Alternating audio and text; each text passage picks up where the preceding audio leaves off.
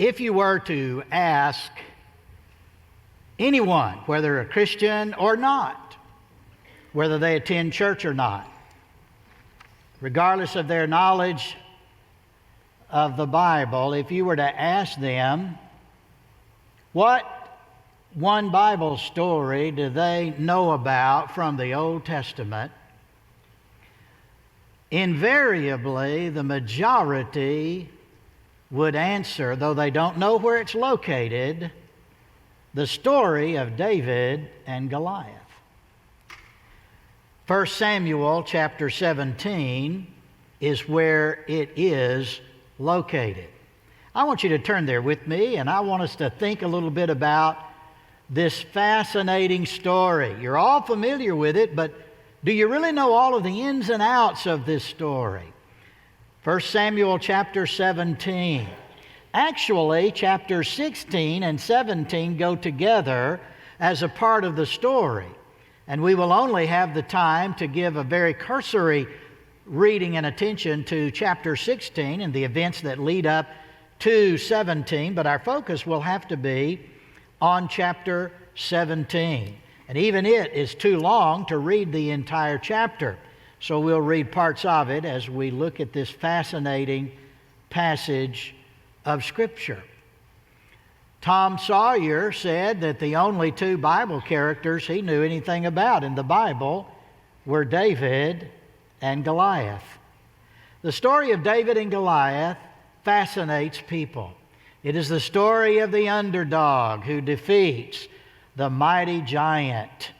And then that particular terminology and the name Goliath becomes a metaphor in our own language today. We talk about facing the Goliaths in our lives. And so the story of David and Goliath is famous. But oftentimes it is famous for the wrong reasons.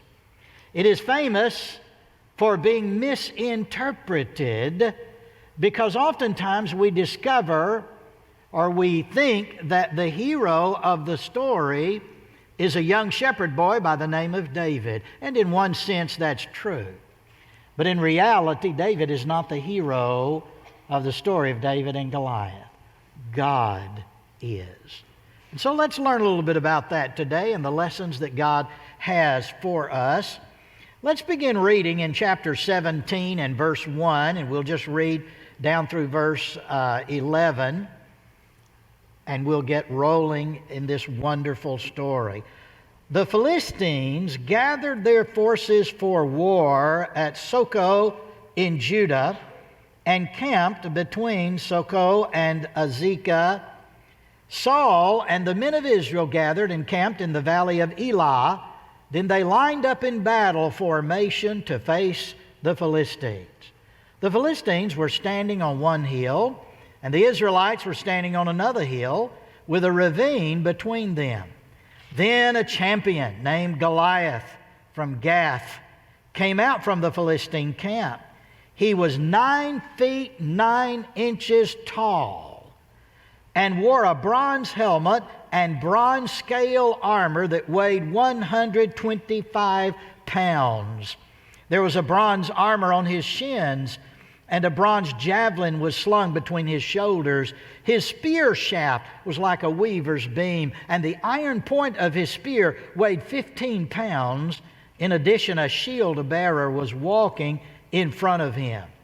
He stood and shouted to the Israelite battle formations, "Why do you come out to line up in battle formation?" he asked them. "Am I not a Philistine?"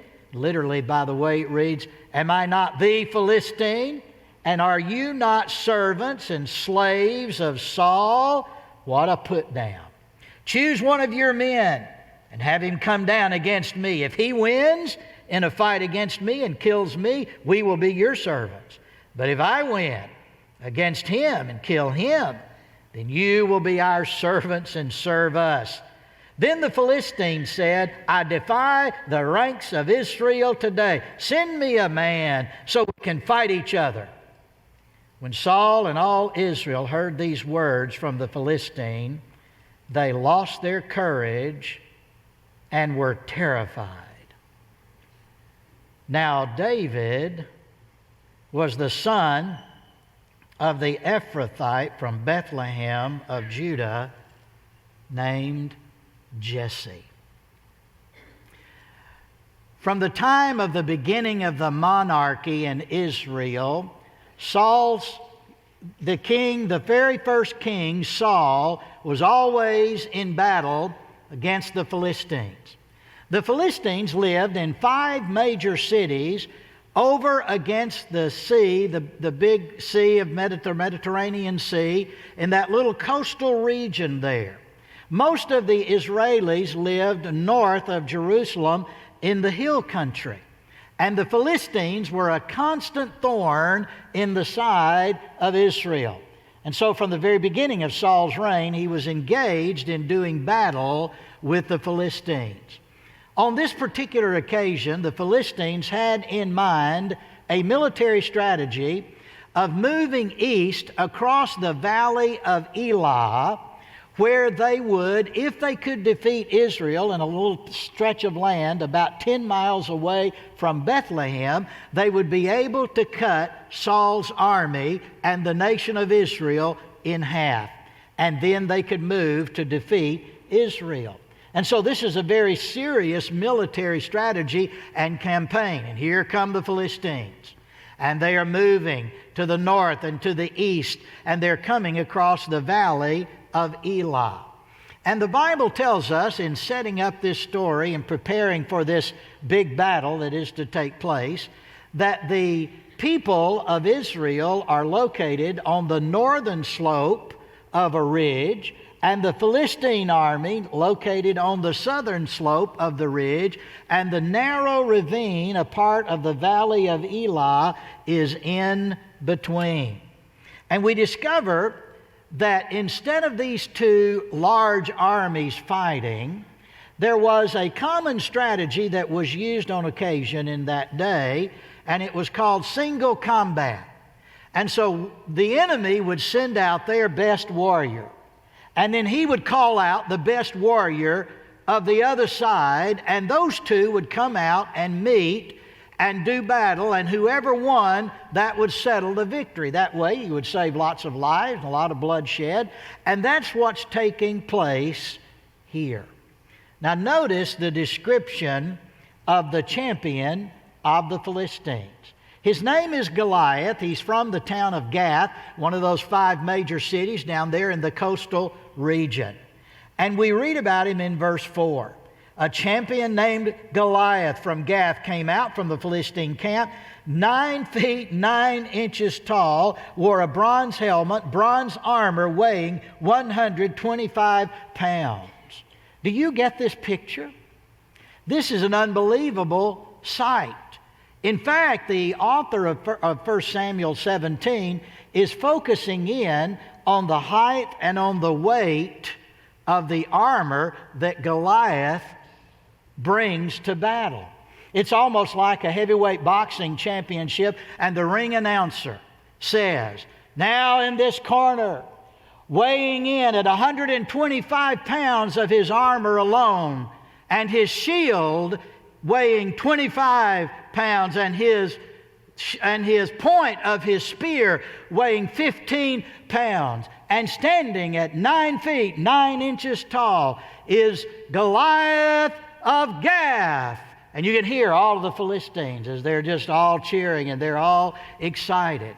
It is an unbelievable sight. The man stands 9 feet, at least 9 feet tall, and probably about 9 feet 6 inches tall, and some say the measurement could be 9 feet 9 inches tall. Now wait a minute. How is it possible for anyone to have that kind of height? Well, we know today there are some pretty tall basketball players. Manute Bol, for example, was 7 feet 7 inches tall. He was one of the tallest ever to play in the NBA. That's pretty tall. But Goliath is standing almost 2 feet taller than Manute Bol. Can you imagine? Now, there are some who read this, and some in the medical profession, who say that it is possible that Goliath's great height was the result of a medical condition called acromegaly. There is a benign growth on the pituitary gland that causes unbelievable growth to an unbelievable height. And so therefore Goliath may have had that pituitary gland disorder that allowed him to get to 9 feet and 6 inches or more in height. Can you imagine? And not only that, he's a warrior. He's got all of this shielding and all of his powerful weapons that he carries. In fact, he carries 3 weapons. He has a javelin, which is a long javelin. He has, number 2, a sword, which is a short sword for fighting. And then he has, number 3, a short-range spear. And so, we're talking about a formidable warrior. This guy is frightening. In fact, the description, the way he's introduced and the description of him would be like a movie director who would have the bad guy, like Darth Vader, come in to the sound of ominous music when he's first introduced. And the camera would start out at his feet. And the camera, as the ominous music would grow, the camera would gradually, you would see his huge feet, and then you would see the bronze greaves on his ankles and his lower legs, and then you would see his hulking middle section, and then you would see his armor, and finally the camera would get you up to his face and his helmet, and you could almost just hear the heavy breathing of Darth Vader. That's sort of the picture that's described here. One frightening man. And not only that, but for 40 days. Every day he would step down the ridge to the bottom of the ridge and look at all of the armies of Israel and taunt them, calling forth someone to come and face him. Let's just settle this right here. Send me your best guy. Send me your best warrior. And we'll just settle this thing right here. And the Bible tells us the story as it unfolds, that as he would defy the ranks of Israel, the rest of the entire Israeli army, Saul included, who himself, by the way, was no short guy, because the average Israeli at this particular time, scholars tell us, was 5 feet 6 inches tall. Now, I can help you imagine what that looks like, because if you'll take a close look at me, I'm 5 feet 6 inches tall. And so I'm a short guy here as far as men go in America, and the average Israeli was about my height. Saul was taller. He towered well over 6 feet, and he was taller than all of the other Israeli soldiers, and he was a good soldier himself, but even the Scripture says he was terrified. He lost all of his courage, and in the face of a 9 foot 6 inch Goliath, he, along with all of his army, were absolutely terrified. Verse 11 makes that clear. And then comes verse 12. Now David. Well, wait a minute. Who is David? Well, there's a little backstory here that goes all the way back to chapter 16.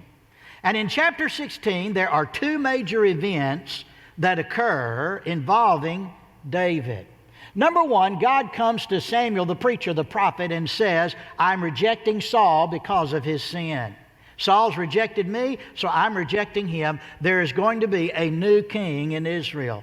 So, prophet Samuel, get all your stuff and head over to the town of Bethlehem. Interesting.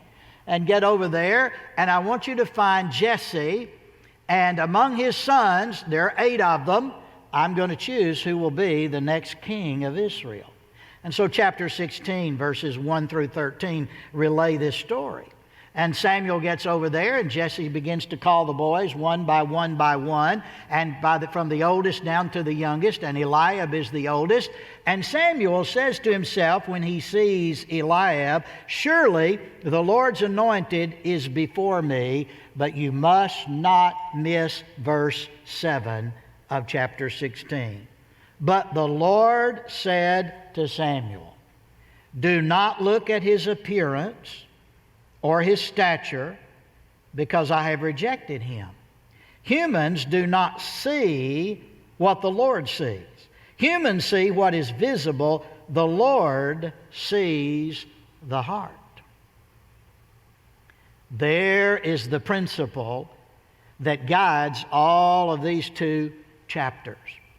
Here's the oldest, Eliab. Surely he's the Lord's anointed. Surely he would be the next king. God said, nope. And one by one, all of Jesse's sons come before Samuel, and the Lord says, nope. And finally, Samuel says, are these all of your boys? And Jesse said, well, there's the youngest. I've got one more, and he's out in the field keeping the sheep. It didn't even occur to Jesse to bring in the youngest to meet Samuel, and that boy's name is David. And so the youngest of these 8 brothers is brought in, and God says to Samuel, he's the one. And privately, secretly, unbeknownst to everybody else, the next king of Israel is anointed. And he is a teenager. He's probably about 17 years of age, roughly. And he's the youngest of the 8 boys. And he's basically a shepherd.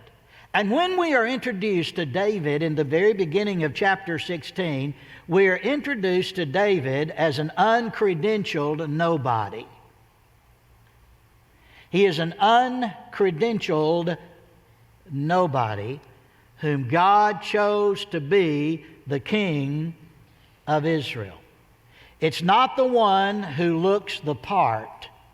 It's the one who has God's heart. And so man looks on the outward appearance. Man judges by outward things. Oh, they're so tall. Look how good looking they are. Look how beautiful she is. Well, they're the people to lead. They're our leaders. Man looks on the outward appearance and is often deceived. And God looks on the heart. And so David is chosen. And don't miss verse 13 of chapter 16. The Spirit of the Lord came powerfully on David. Here is the man, the young man, the man of God, the man after God's own heart. And God himself puts his Spirit upon David. And now there's something altogether different about him compared to all of the other people. This is God's chosen servant, God's anointed next king, even though from this point it would be 13 more years before David would actually become king. But now he has been chosen by God, anointed to be the king in secret, but 13 years would elapse that David would be in training to be the king. We're told in the next verse, verse 14, in the second half of the story of chapter 16, is that the Spirit of the Lord left Saul. And God sent a spirit to trouble Saul. And Saul became very agitated. And some of his courtiers said, look, King, let's go out and find someone who really knows how to play a musical instrument well, and someone who can come in here and play for you, and you'll feel better. And Saul said, go find that person. Well, one of the courtiers just happened to know a young man by the name of David, who not only was he a shepherd, though nobody knows he's been anointed king, yet he also happens to be a skillful player on the harp. He's got some musical ability. And so they bring David in, and David plays for Saul when he's agitated and troubled, and the music calms him. And the scripture says in the latter part of chapter 16 that Saul appreciated David and even loved him for his musical ability to calm his nerves when he was troubled in his spirit. And so not only do we see David as the obedient son, but we also see David as the humble servant. He actually enters into a very minor court role. He's just playing the harp for the king on occasion, a minor court role. He is still an uncredentialed nobody serving in King Saul's court. He is an obedient son to his father, and he is a humble servant to the king. It's hard to match the combination of obedience and humility. When God finds people who are characterized by obedience to Him and humility in terms of who they are in relationship to Him, God can't resist using that person for His glory. And God chose David. David, the obedient son, David, the humble servant. And now that the stage is set, David is about to become the victorious soldier. So verse 12 of chapter 17, now David. And we get a little introduction to him again. And there we discover that 3 of Jesse's sons, 3 of David's brothers, are in the army. And there they are with Saul, there at the battle with the Philistines. And there they are on the northern slopes of the ridge. And David's father, Jesse, comes to him. And he says, I want you to go check on the boys. You see, David's home, where Jesse and the family lived, was only about 10 miles away from the battlefront. So you can imagine from this location, you know, pick your direction. You want to go 10 miles east of here, whatever that location, that'd be about the distance from where David lived to the battle point. Go 10 miles west of here or north, whatever, pick your distance, and that's roughly where you would be. And so the quartermaster of the armies of Israel was not known for his good cooking. And therefore, David's father says, now boy, I want you to take some of Mama's pound cake, and I want you to go and bring that to the boys. They're probably needing that. And check on them and see how they're doing. And not only that, but I want you to take these 10 wedges of cheese to their commander, whoever their commander is, and give that to them. We want to keep him. We want to make sure he's happy and well-fed. And so the psychology of this from Jesse's standpoint, just go over there and check on your brothers. And so that's exactly what David does. And as he comes near, he just happens to arrive at the time Goliath is walking down the ridge once again to taunt the people of God, the armies of Israel. And therefore we read that as he gets there and he gets to the perimeter of the camp and he sees what's taking place and he hears the words of this Philistine. And notice that David, we're told in verse 24, when all the Israelite men saw Goliath, they retreated from him terrified. And then David overheard something. One of the Israelite men was talking. He was not talking directly to David. One of the warriors, one of the troops, said, hey, y'all, do you see what's going to happen? What the king said? No, what did the king say? The king said that whoever will take on Goliath and defeat him, I've got 2 incentives for him. Number 1, he will be released from all taxes from now on. He won't have to pay any more taxes. And number 2, I'll give him my daughter in marriage. Well, that sounds like a pretty good deal, but for whatever reason, nobody took up King Saul on his offer. Not a single soldier in all of the army. Nobody took him up on his famous offer. Free taxes, no taxes, and you get my daughter's hand in marriage, so you become a member of the royal family. Wow, what a deal. So David comes and he hears them talking about that. He hears that one trooper say that to another trooper. And not only that, when David questions that, and he says, now, let me hear that again. Tell me again, what's the king going to do for whoever defeats this ogre? And he gets the word again. David's brother's standing there, and he sees and hears David, and he begins to chide him, and he rebukes David, thinking that his younger brother had left that little flock of sheep. The terminology is a way of disdaining David by his older brother. Little brothers always bother big brothers, and older brothers will always be older brothers and belittle younger brothers, right? And that's what's happening here. And David just ignores him. In fact, David says to him, what are you talking about? I'm just asking a question. Leave me alone. And then he just ignores his brother, and he goes forward.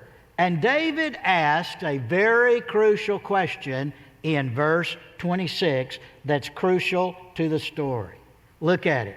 David spoke to the men who were standing with him. What will be done for the man who kills that Philistine and removes this disgrace from Israel? Just who is this uncircumcised Philistine that he should defy the armies of the living God?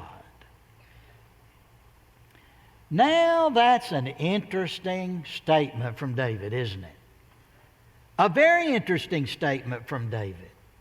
Because for the first time, somebody talks about God. For the first time, somebody is saying this Philistine is not just defying the army. That's what he said. That's what the Israeli army heard. But David heard he's defying the God of Israel. And there is a huge, huge difference. The soldiers' words of resignation are contrasted in this story with David's words of indignation. They're concerned about their own skin. David is concerned about God's reputation. I wonder how that works for you and me today. I wonder if sometimes we are more concerned about our own skin and our reputation than we are about God's reputation. And so the Israelites could only look on in grim humiliation as they listened to this powerful, great soldier. I mean, this was the kind of thing. This would be like 2 weeks from now when we have the Texas OU game, if you're a Texan. I mean, this would be like OU routing Texas 49-0. I mean, that's about what this is like. And yet, when everybody else is looking with the wrong perspective, David is looking from God's perspective. David has learned to see things from God's perspective. The Israelite troops saw an intimidating giant. David saw blasphemous defiance of God. The Israeli army saw reasons for fear. David saw reasons for faith. They see reason for hesitation. David says, I see reason for action. They see reason for despair. David says, I see reason for opportunity. They thought Goliath was too big to kill. David thought, he's too big to miss. There's a world of difference in the attitude of David and these soldiers. They were thinking how much bigger Goliath was than they were. David was thinking how much littler he was than God. That's the difference.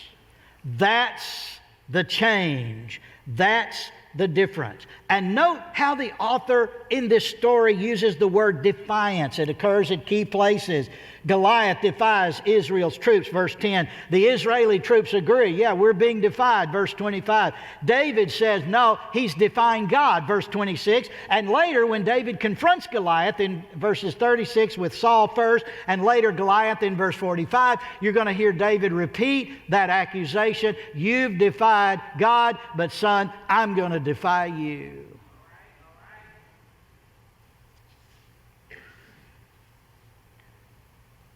And so Saul hears about it.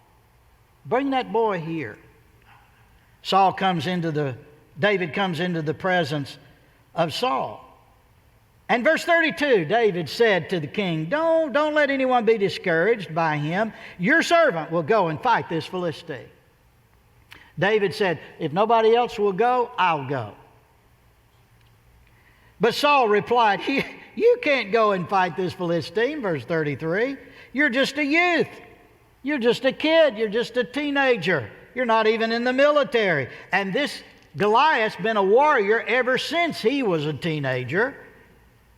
And David answered Saul. This is an important answer that helps us to understand the story. Verse 34, David answered, "Your servant has been tending his father's sheep." Well, great. That's certainly preparation to fight Goliath, huh? "And whenever a lion or a bear came and carried off a lamb, I went after it. I struck it down, rescued the lamb from its mouth. If it reared up against me, I'd grab it by its fur and strike it down and kill it." Well, we discover that being involved in a dangerous situation where his life is threatened, this is not David's first rodeo after all. David has been privately in some difficult situations as a shepherd. Verse 36, "Your servant has killed lions and bears, this uncircumcised Philistine." You gotta understand, Goliath has been hurling insults at the armies of Israel. So now David pulls an insult out of his hat as well. Not only is this guy a dirty Philistine, he's an uncircumcised Philistine. He's an uncircumcised Philistine, and by the way, he'll be just like one of those lions or those bears. Why? Look at it. Verse 36, "For he has defied the armies of the living God." David is the only one talking about God. The only one. Then David said, "The Lord who rescued me." Who? The Lord. David doesn't take credit.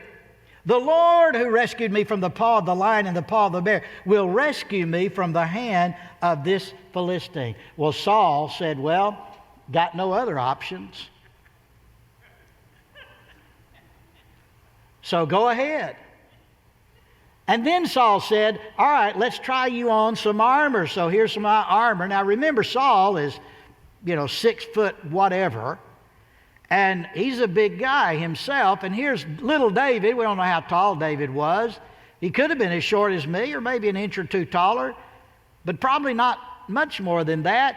And he puts on all of this armor. Can you see the picture? Look at it in your mind's eye. And he's trying to walk around in all of this armor, and he looks like a 5-year-old trying to wear daddy's suit. And it's just goofy looking, and everybody's laughing. And David said, "I can't do this. I'm not used to this. This is not how I roll. I can't, there's no way I can do this." And so David takes all of that off, and verse 40. "Instead, he took his staff in his hand, chose 5 smooth stones from the wadi, and put them in the pouch in his shepherd's bag. Then, with his sling in his hand, he approached the Philistine." Do you see the picture? Here is the giant. He's already been introduced by the ringmaster. Can you hear the ringmaster now introducing the Israeli champion coming down to take on the great giant Goliath? Here's David in this corner. David, the teenager, 17 years old, shepherd, bearing a staff, a sling, and 5 smooth stones. Wow. You've got to be kidding me. I mean, this is a picture. This mismatch would be like me taking on Hulk Hogan up here on the platform in church this morning. I mean, that's about how hilarious this scene looks. I remember back in 1981, Chris, you mentioned the Baylor Bears, so I'm going to humiliate you now on that one. 1981 Cotton Bowl. Did any of you attend? Baylor Bears, SEC champions, play Alabama, Bear Bryant's team. Anybody there that game? Raise your hand. If you were there that game, raise your hand. Okay. I was there, seated about 12 rows back behind the great Bear Bryant and his team. And so the Baylor boys came out first. They ran out on the field, and all the Baylor people were cheering, and everything. And I was cheering too. I was hoping Baylor would beat Alabama. And they came out, and they looked like a pretty good football team, and they had a great season. In fact, I think they were 10-1 that season. They had a pretty good season. And they were out there working out and doing their thing. And about 10-15 minutes later, the Alabama Crimson Tide came running on the field with Bear Bryant. And I looked at the Baylor Bears, and I looked at the Alabama Crimson Tide, and to a player, those Crimson Tide boys were anywhere from 6 inches to a foot taller than the Baylor Bear boys. And I turned to my colleagues there, and I said, "This thing is over before it starts." I said, "You watch, Alabama is going to win." And that's exactly what happened. Alabama trounced them 30-2. Baylor couldn't even score on their offense. Their defense tackled the Alabama quarterback in the end zone for a safety, and that was the only points they earned in that entire game. They got trounced by the Bears, Alabama Crimson Tide. Well, that's what's going to happen here, right? I mean, there is no way David is going to defeat Goliath. It is an impossibility. Now listen.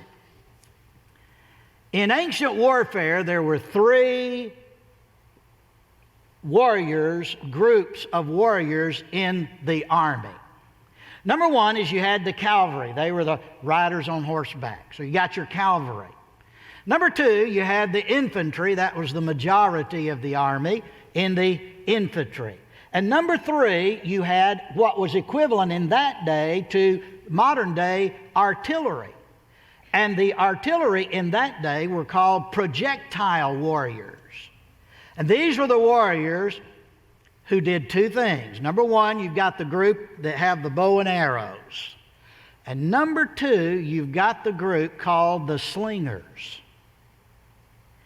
Now, the slingers had a leather pouch with long ropes attached to both ends of the pouch. And these were skilled warriors at taking a rock or a piece of lead in the pouch, and then they would sling that around, starting slowly and then getting faster and faster and at an ever wider arc. And then at the right moment, they would release one of those ropes, and it would throw that projectile at the enemy. We're not talking here about a little old slingshot like your child has. No, we're talking about a serious weapon.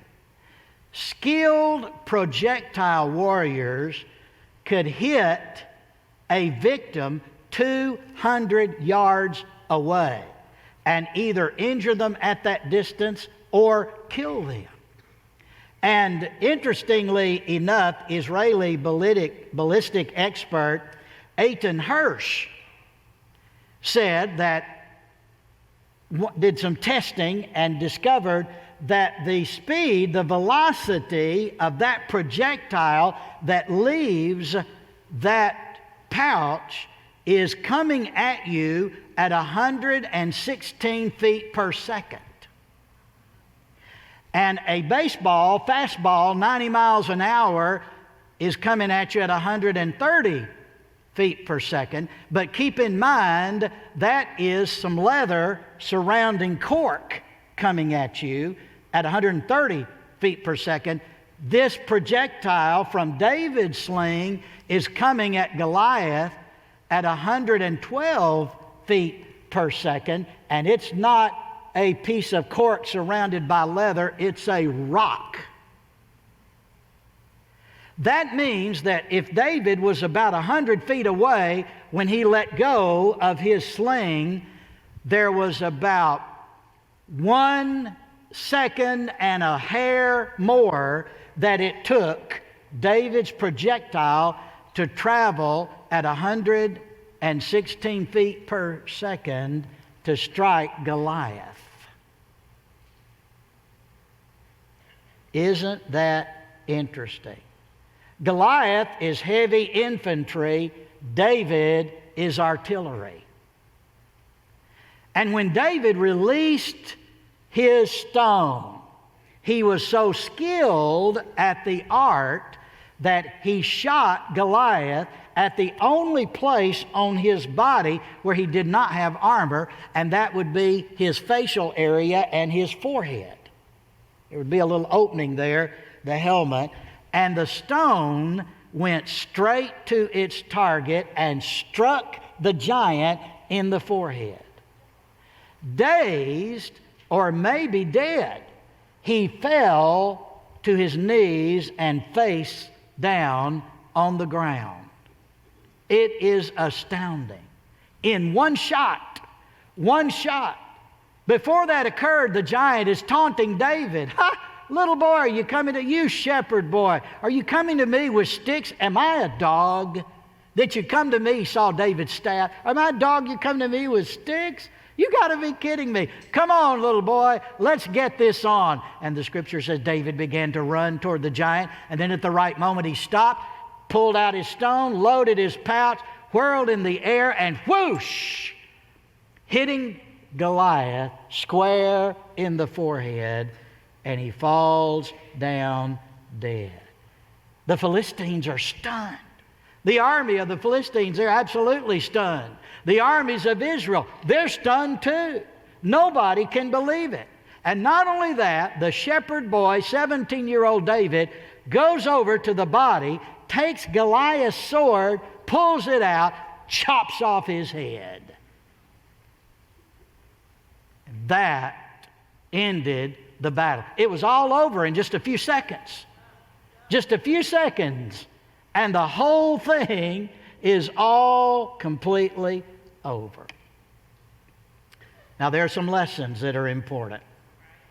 Old Goliath is relying on military power. Saul was in defense relying on military power. Neither understood. David was relying on God. David approached Goliath with 3 weapons. He had a staff, he had his sling and stone, and the text says he came with him, against him, in the name of the Lord. Those are David's weapons. And when you come in the name of the Lord, no Goliath is any match for the name of the Lord.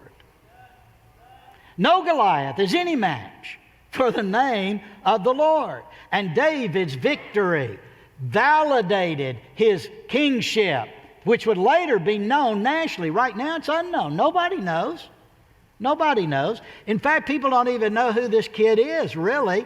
King Saul barely knows who he is, but he doesn't know much about his family. He asked Abner, well, hey, who is that? Who is this kid? And Abner says, I don't know. I'm not sure where he's from either.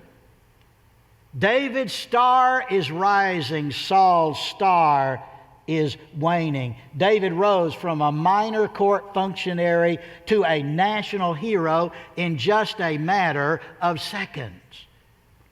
He's the Sergeant York hero of World War I. He's the Audie Murphy hero of World War II. He's the hero of heroes. Nationally, he becomes a hero overnight. And in a few short years, he will become king of the nation of Israel. 2 factors explain David's success. You've got to learn it. You've got to catch it. 2 factors explain his success. Number 1, his zeal for God's reputation. More concerned than himself, more concerned than anything else, David had a zeal for God's reputation. Verse 46 is a key verse that makes that crystal clear. David says, today the Lord will hand you over to me, Goliath. I'll strike you down, remove your head, and give the corpses of the Philistine camp to the birds of the sky and the wild creatures of the earth. Then all the world will know that Israel has a God. Notice not all the world will know that I'm a great warrior. No, all the world will know that the Philistine god, Dagon, and her other gods are all false gods who are unreal, and Israel's God is the true God, and I'm going to prove that today because God's going to take a nobody like me and defeat you. This is David's zeal for God's reputation. And number two, here's the second key. David's faith in God's ability to give him this victory. Against all odds, David believed in God that the victory was the Lord. The battle is the Lord's. And David won that great victory. But it was not David's victory, really. It was God's victory. God is the one who is the star. God is the one who is the victor. God uses unlikely people in unexpected ways to accomplish His purposes, and David is one of those people. Paul said the same thing in 1 Corinthians chapter 1, along about verse 26 to the end of the chapter. Paul said, not many mighty, notice how God doesn't choose many mighty men. He doesn't choose many famous people. No, God chooses the foolish things of the world to confound the wise. God chooses the weak things of the world to confound the mighty, so that no one would glory in the presence of God. That's who God is, and that's how God works. God delights in using nobodies. I'm really happy about that because there's hope for me, and there's hope for you. If God can use nobodies, that means God can use us. You don't have to be the beauty queen. You don't have to be the Prince of England. You don't have to be some movie star. God delights in using nobodies. In fact, those are the people He comes to first and uses. That's exactly what happened to King David. Now, quickly. There are a number of levels of meaning in this story. There is, of course, the personal story of David and Goliath and David's victory over Goliath because of his faith and trust in God and his jealousness for God's character. There's the fact that David is to be the new king of Israel, and this is God's way of beginning to introduce him to the nation. There's the fact that David, from the history of Israel in the Bible in the Old Testament, David is one of the greatest actors and characters and players who plays a huge role. But then there's another level to this. God has a plan to bring His Messiah into the world.